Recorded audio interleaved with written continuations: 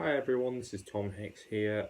This is going to be a very different kind of video because this video is not just going to be uploaded onto YouTube.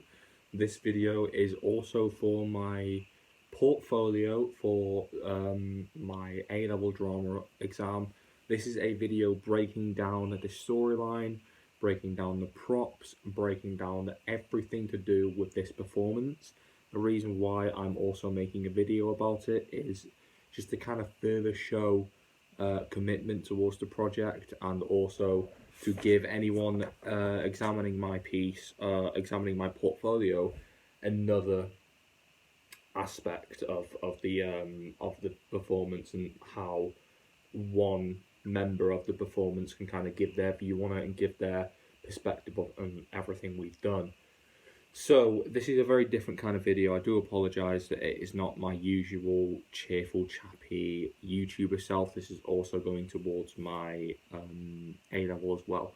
So this performance is based on a school shooting, and our style of practitioner for this performance is Antonin Artaud.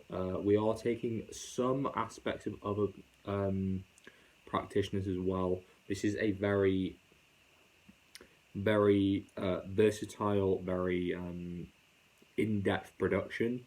So we are going to be taking aspects of Brecht, maybe even some forms of physical theatre if we can fit it in.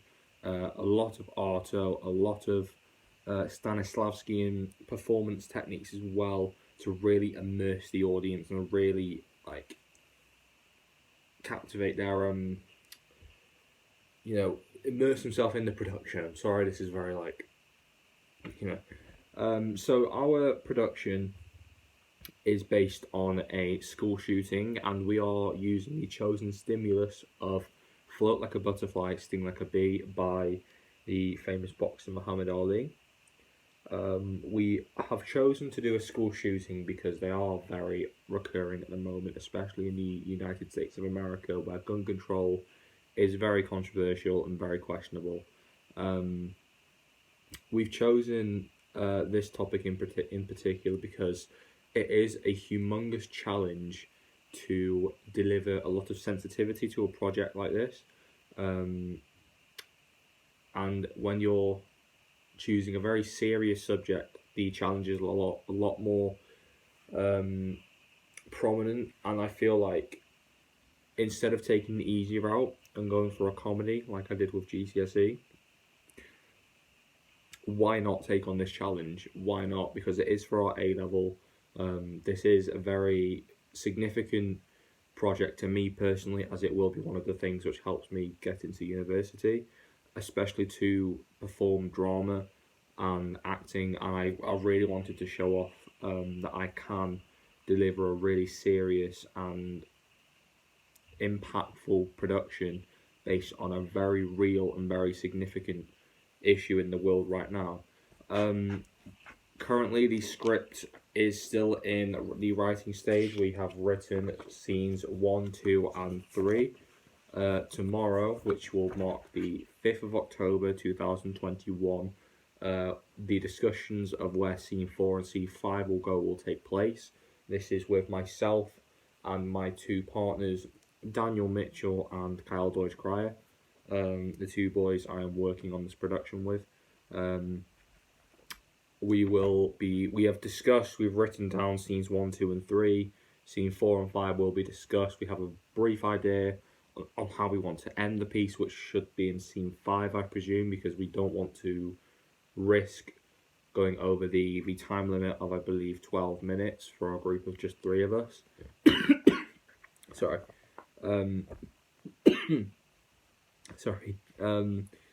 Yeah, this production, it primarily, to run down the story, it involves one boy who is called Nick.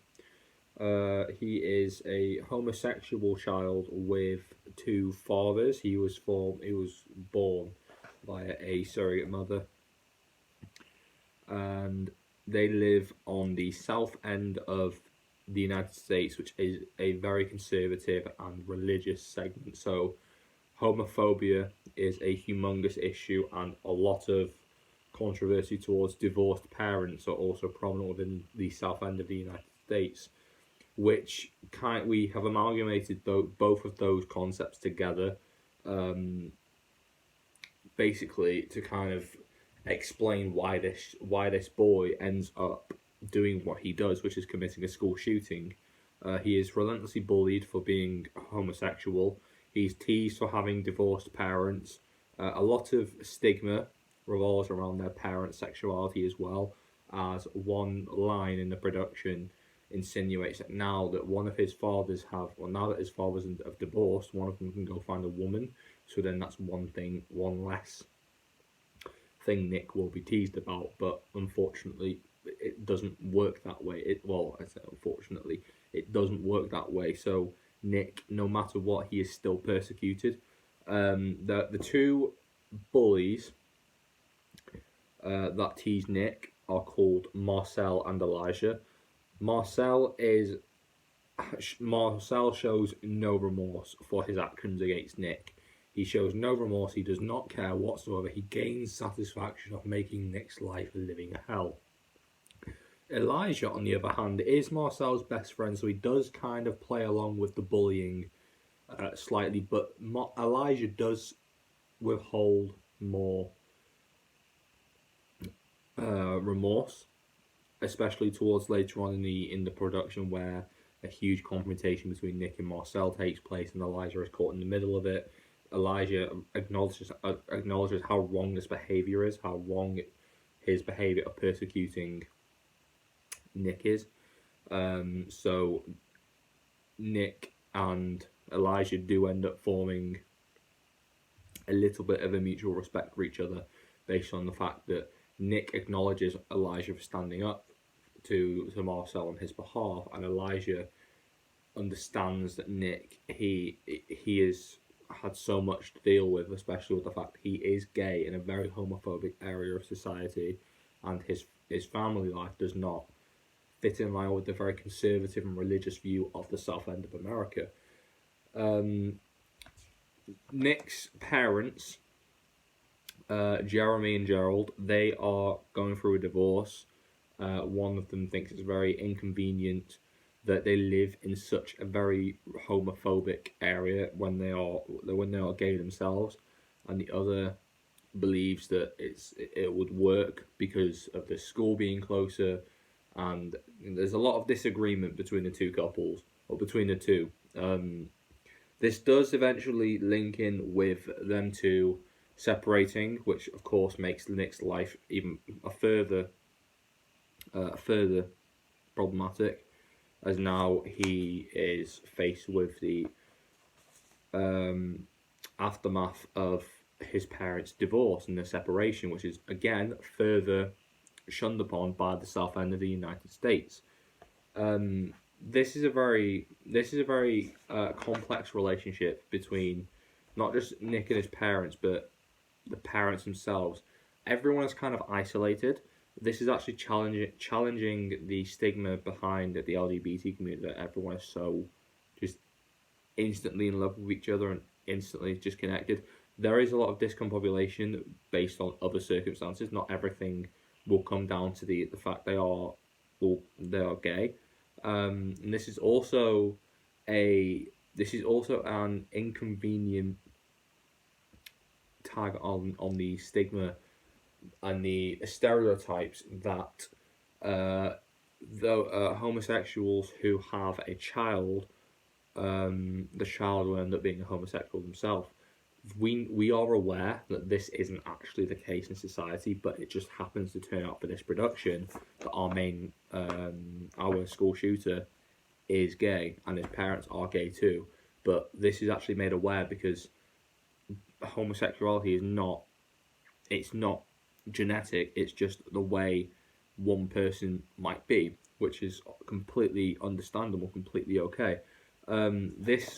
This production, it does tackle into some very homophobic vocabulary. It does tackle into some very strong and quite graphic language as well, which we did run by our drama teacher just to make sure that this was okay. because especially with tackling this issue very sensitively, everything has to be tackled with the same sensitivity.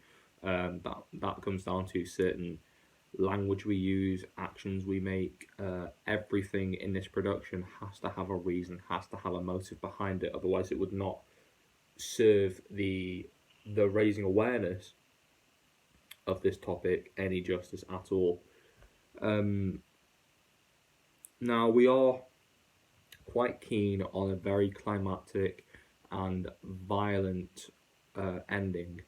This is where the Arto aspect of the production does really enter, because we want to make audience members really afraid, really anxious, and quite upset as well.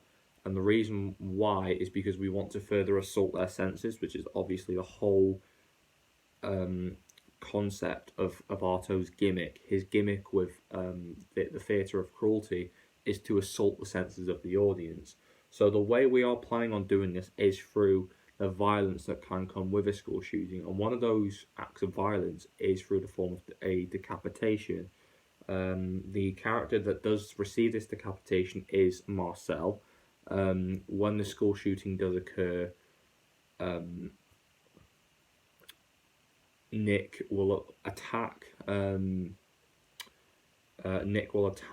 Marcel, stab him with a knife, to which we will have pouches of blood underneath the actor's shirt. So then when a knife does penetrate, the actor will not be harmed in a way, and the blood will still appear.